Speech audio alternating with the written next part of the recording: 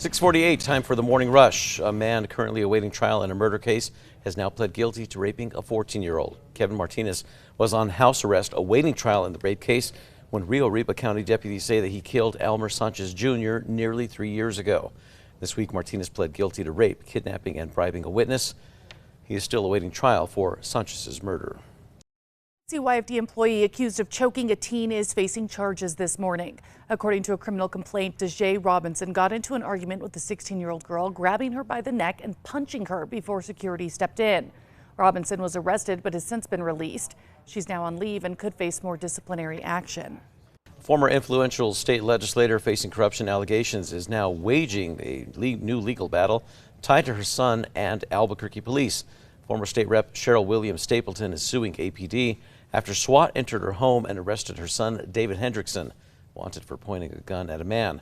Williams Stapleton alleges thousands of dollars in damages and says officers ignored policies meant to prevent that. Ryan. And we're going to be seeing some thunderstorms ahead. And with those thunderstorms, we're going to be seeing them becoming more expansive, especially on Saturday. Today, mostly sunny for most. Far southwest New Mexico will get the storms and a better chance of flash flooding ahead, which will move through most of New Mexico, with temperatures eventually dropping. The State Court of Appeals has a new judge on the bench this morning. Judge Christopher Houghton is a U.S. Air Force reservist who earned his law degree from the UNM School of Law and served as an attorney for the Department of Justice for more than a decade. Yesterday, he donned the robe of the late Supreme Court Justice Charles W. Daniels, who he clerked for from 2008 to 2010. The Albuquerque Police Department is asking for your help in locating a missing teen. 17-year-old Kate Shao was reported as a runaway yesterday. Well, according to APD, Kate was last seen in the area of the Target store on Paseo del Norte. Anyone who may have any information is asked to call the missing persons units at 505-242-COPS. A plan laying out how the city of Albuquerque would revitalize downtown over the next few decades is moving forward. The Downtown 2050 redevelopment plan outlines projects the city should complete over the next 25 years. That includes adding shade trees, widening sidewalks, and more. The plan now heads to the city council with a vote set for next month. If approved, it would cost about $100 million. Ryan. Mostly dry today. Storms will form in southwestern New Mexico. More storms will form tomorrow into Saturday, Sunday into early Monday. In Albuquerque, Santa Fe, locally more than a half to an inch of rain. And Durango and Ruinoso between an inch or locally more than 2 inches of precipitation. Temperatures will do a roller coaster effect ahead. Albuquerque may turn several empty city lots now into affordable housing.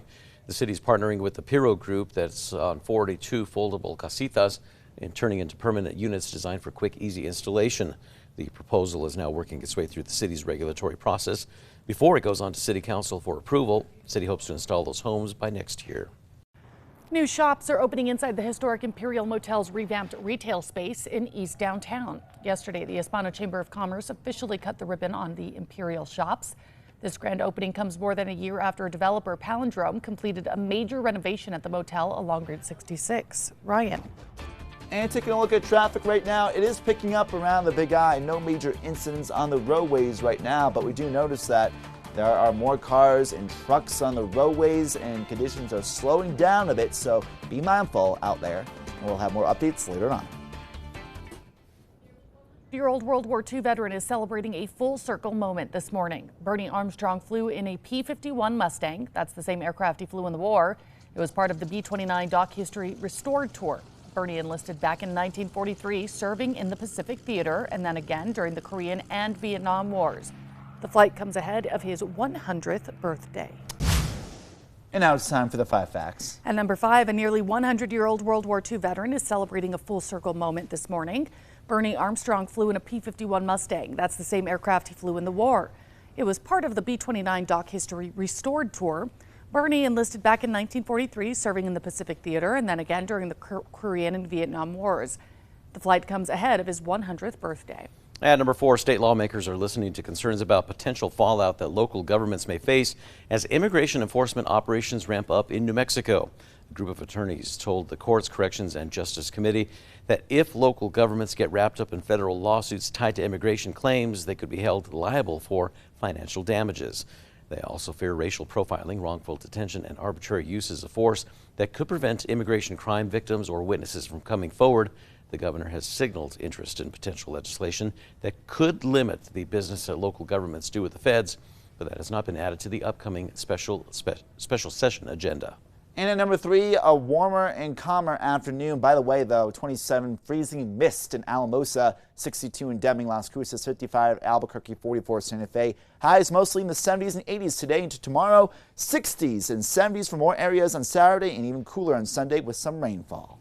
And number 2, a plan that lays out how the city of Albuquerque would revitalize downtown over the next few decades is moving forward.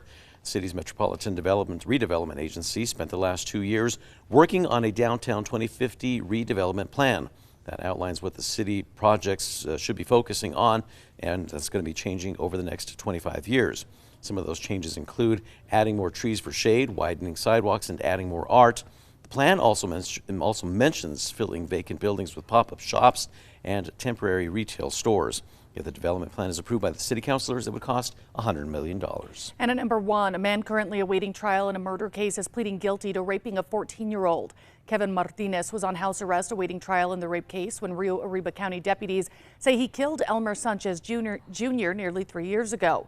Prosecutors fought to keep Martinez in custody for the rape case, but the judge ruled they did not prove he was a danger to the community.